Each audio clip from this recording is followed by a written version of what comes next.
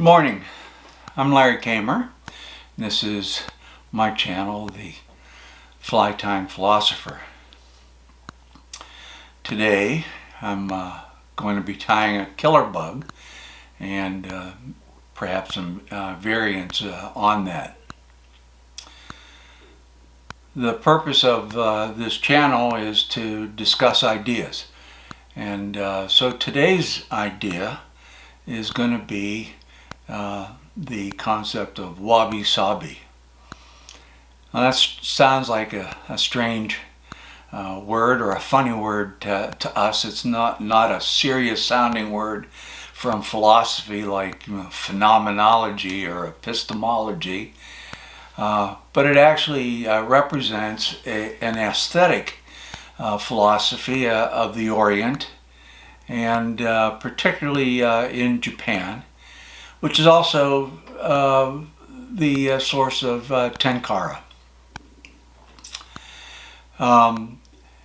Wabi Sabi is an aesthetic philosophy. In other words, it is concerned with art and beauty, and it has what I've kind of distilled down into three elements.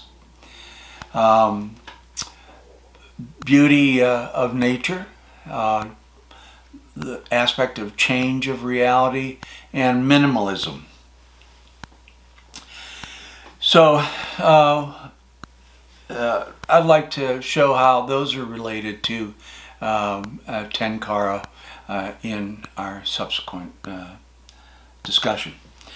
I'm laying down a bed of thread on a number 8 curved needle hook, and then I'm going to apply some yarn, and it's essentially a pretty simple fly. It also has 3 elements: the hook, thread, and the wool.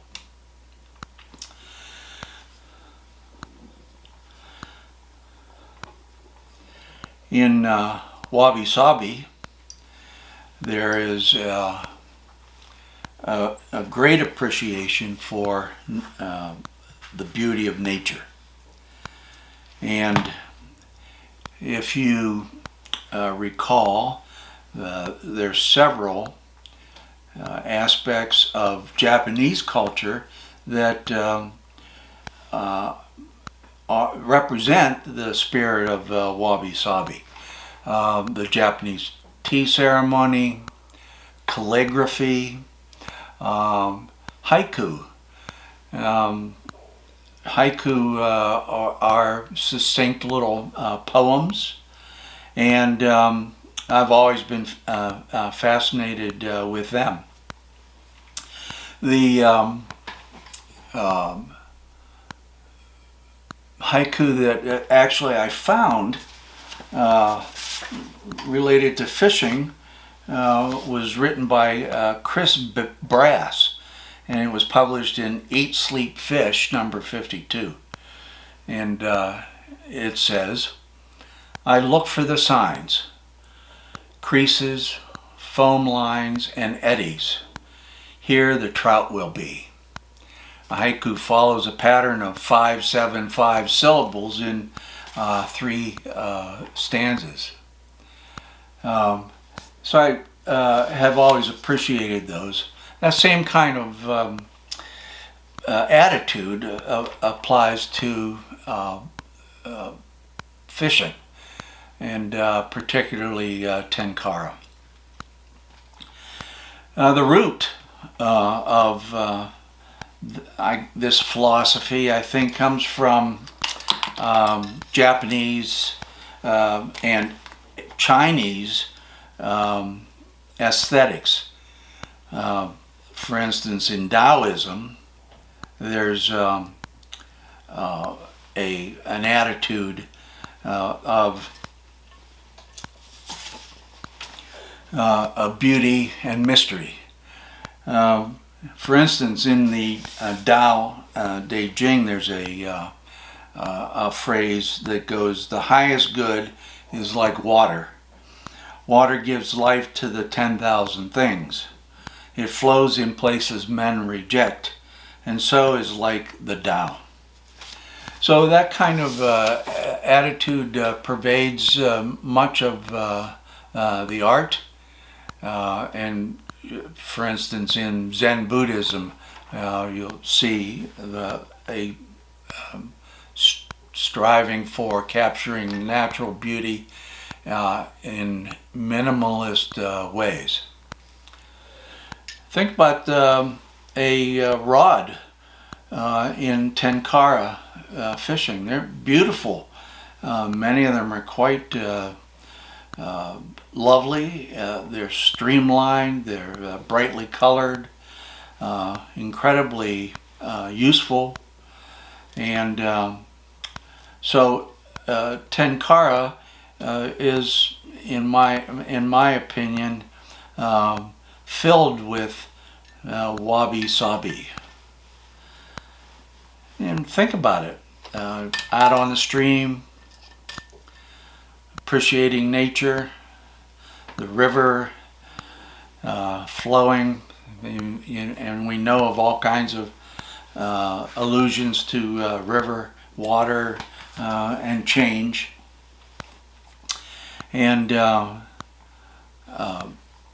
so I find that being out on the stream and paying attention to nature and paying attention to stream elements and fish and insect life is really a Wabi Sabi spiritual path.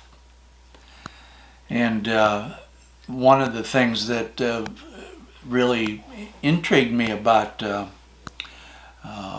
Tenkara was this ability to get back and appreciate the aspects of fly fishing that I have always enjoyed. That was the fly. Essentially, it's pretty simple. I tied in some wool yarn and red thread and whip finished the head and put a little UV cement on it to make it kind of shiny and bead-like, and that's it.